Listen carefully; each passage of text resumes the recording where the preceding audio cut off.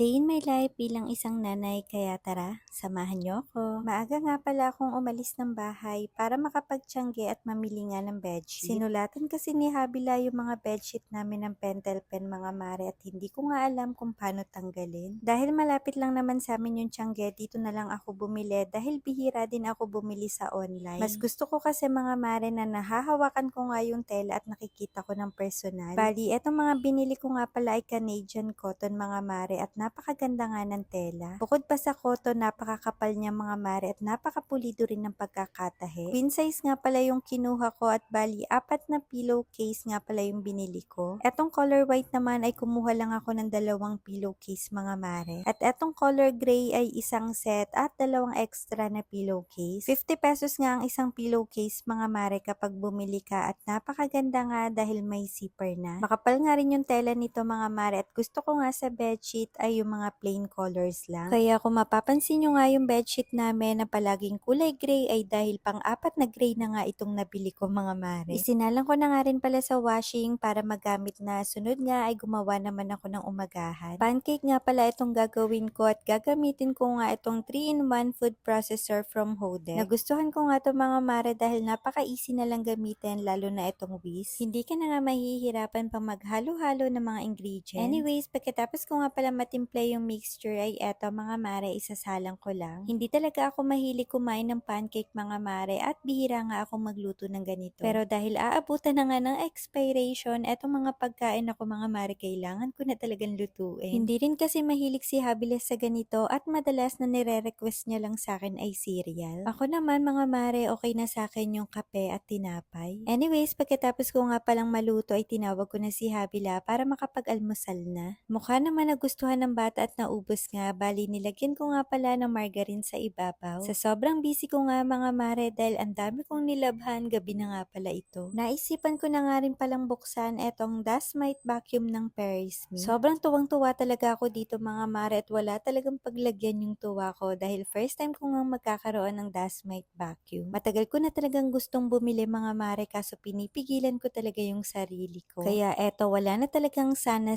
all dahil finally meron na nga rin tayo. Mas mapapabilis na nga at mapapadali na yung paglilinis ko lalo na dito sa kwarto. Dati kasi mga mare pagpag lang talaga yung ginagawa ko pero ngayon nga ay finally meron na rin akong ganito. Nagustuhan ko nga to dahil napaka-easy lang gamitin at napaka-lightweight kaya hindi talaga ako nangangalay sa paglilinis. 5 meters na nga rin pala yung cord nito kaya kahit malayo yung outlet ay kayang-kayang abutin. Dahil meron nga itong 15,000 power sanction kaya nitong higupin yung mga alikabok na hindi natin nakikita. Kaya pagkatapos kong malinisan yung kama ay etong mga una naman yung isinunod ko. Kaya siguro hindi mawala-wala yung allergy rhinitis ni Habila ay dahil napaka-alikabok na rin itong kama. 2 years na rin sa amin to mga maret, hindi ko talaga ito nalilinisan ng sobrang linis kagaya nito. Anyways, pagkatapos ko nga palang malagyan ng mga pillowcase ay eto binacuum ko uli para naman tanggal talaga lahat ng alikabok. Ginaganahan nga ako sa paglilinis dahil napaka-lightweight nga nitong dust mite ng Paris Me. At eto na nga yung itsura niya mga mare pagkatapos ko ngang makapaglinis at makapag-vacuum dito sa kama. Masarap na ulit matulog at masarap na ulit humilata. Char!